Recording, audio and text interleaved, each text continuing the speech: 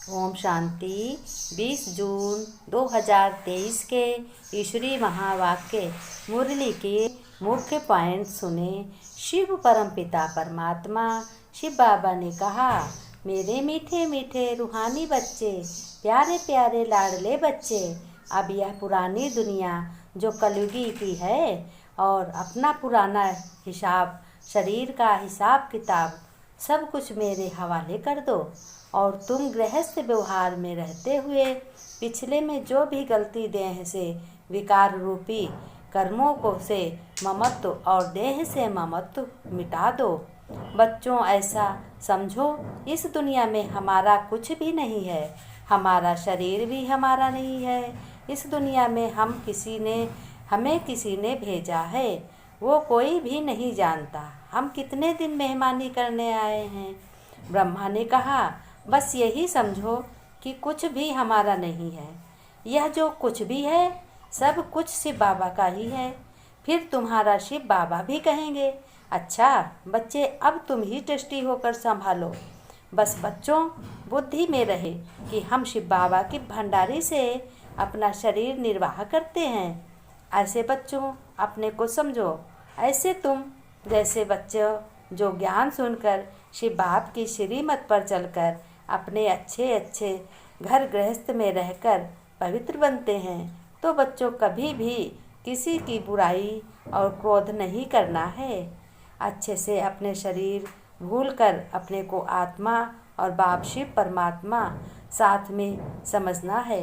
कोई भी कर्म करो, समझो बाप आप साथ हैं और शरीर से कर्म करा रहे हैं। फिर शिव बाप परमपिता ने कहा, ऐसे बच्चों कुछ भी करने से पहले शिव बाबा परमपिता से राय जरूर पूछो।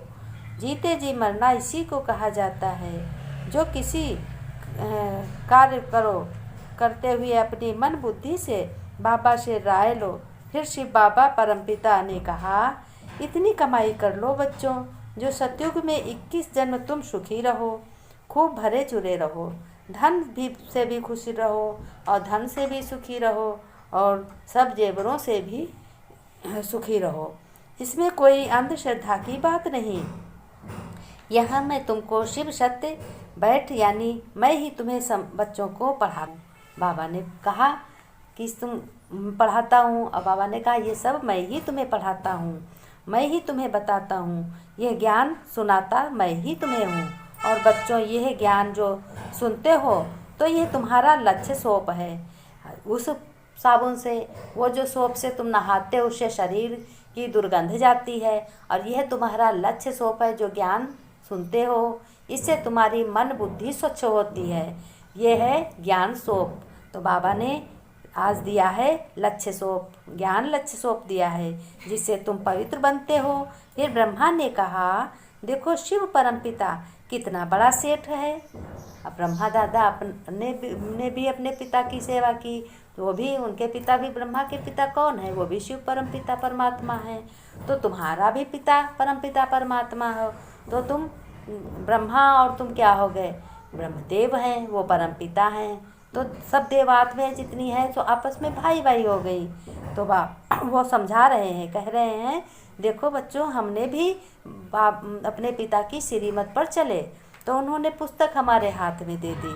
अच्छा, शिव परमपिता देखो कितना बड़ा सेठ है, उसने हमको भी बहुत सुखी बनाया, सुख दिया। तो तुम बच्चों को भी कितनी बड़ी तिजोरी देते हैं। वो बच्चों तुम्हारे 21 जन्मों के लिए सुख देते हैं। जैसे बैकुंठ कहते हैं, लोग कहते हैं खूब पूजा पाठ करो, खूब ये करो, और बोलते गलत हैं सलत, पूजा पाठ बहुत करते, घंटी बहुत हिलाते हैं, माला बहुत जपते हैं, और मुँह से क्या गंदी बात कहते हैं। किसी के साथ दया नहीं है, किसी के बात करने में कोई खुशी नहीं है। तो बाबा ने कहा है, अपने को दयावान समझो और तुम्हें खुशी सबको देना है। तुम्हें हर वक्त अपना चेहरा कमल पुष्प समान खिला हुआ रहे, और कमल पुष्प का आसन है तुम्हारा बच्चों।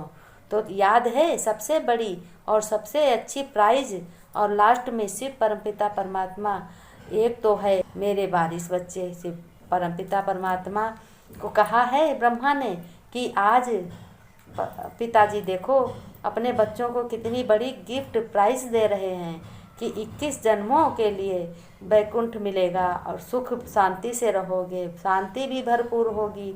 आज देखो बड़े बड़े सेठ हैं, धन तो बहुत है, लेकिन उनको रात दिन सुख चैन नहीं है, कुछ भी नहीं चैन, रात को नींद नहीं आती है। तो और हमारे बच्चों को 21 जन्मों तक सुख शांति, जो ज्ञान सुनते हैं वो आराम से बाबा की गोद में सिर रख के सो जाते हैं। कहते हैं बाबा हम सो रहे हैं, गुड नाइट बाबा। सुबह उठते हैं तो गुड मॉर्निंग बोलते हैं सबसे पहले अपने पिता को।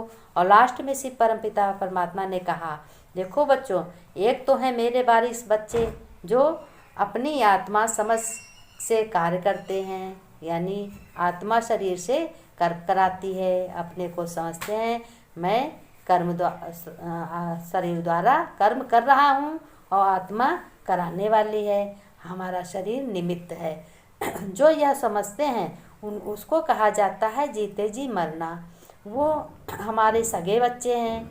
दूसरे फिर हैं सौतेले बच्चे, अर्थात जो ज्ञान नहीं सुनते, अपने बाप की श्रीमत पर नहीं चले और वो और पवित्र नहीं बनते हैं। सिर्फ बाबा बाबा तो कहते हैं, परंतु यह नहीं समझते शिव बाबा हमारा सब कुछ कराने वाला है और सब कुछ देने वाला है, सबसे बड़ा बाप है। वो बच्चे का उमंग उत्साह तो बढ़ता है, फिर गलत संगत में बेकार हो जाते हैं। तो उन बच्चों को बाबा कहते हैं, किसी बाबा ने कहा बच्चों वो संग वालों को, गलत संगत वालों को समझाओ कि जिस बाप ने तुम्हें जन्म दिया वो कुछ भी देंगे तो एक जन्म तुम खुश रहोगे, और बेहद का बाप यानी पारलौकिक शिव परमपिता जो ज्ञान धन जो कुछ उनकी भंडारी से मिलेगा, वो जो कुछ भी देंगे वो 21 जन्म तक हम सुखी रहेंगे। आओ एक दूसरे को समझाओ कि आओ, पारलौकिक शिव परमपिता परमात्मा है, कोई भगवान कहता, कोई बाप कहता है। सबसे तो नज़दीकी रिश्ता है उनका संबंध बाप और बच्चे का। तो शिव बाबा का ज्ञान धन बढ़ाए, ज्ञान नहीं होगा तो अपना रुपया पैसा अच्छी जगह नहीं लगा पाओगे। जब शिव बाबा का ज्ञान होगा तो समझ भी आएगी, ये सब कमाते तो हम हैं, शरीर से हम काम करते हैं, शरीर से मेहनत हैं तो हम धन कमाते हैं, धन कमा के हम बच्चों की सेवा करते हैं, खिलाते हैं पिलाते हैं और खुद खाते हैं, सबको सम्मान करते हैं और अपना दान पुण्य करते हैं, धन भी।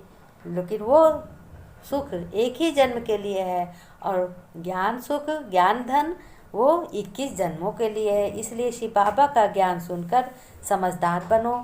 ऐसा पारलौकिक बाप कोई नहीं होगा जो इतना समझाएगा, कहेगा हमारी श्रीमत पर चलो।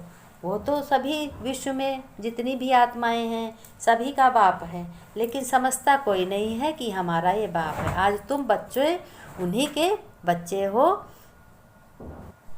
ऐसा नहीं है कि अपने बाप की कदर ना करो तो उस बाप के आगे, उस बाप को भी मानो सबसे पहले पारलौकिक पिता, फिर जिसने जन्म दिया वो पिता, तो उसका भी मान सम्मान बढ़ाओ। ये समझो मन बुद्धि से कि वो हमारा पारलौकिक पिता है, वो रचयिता है और हम हैं उनकी रचना। बच्चों अपने को आत्मा समझो।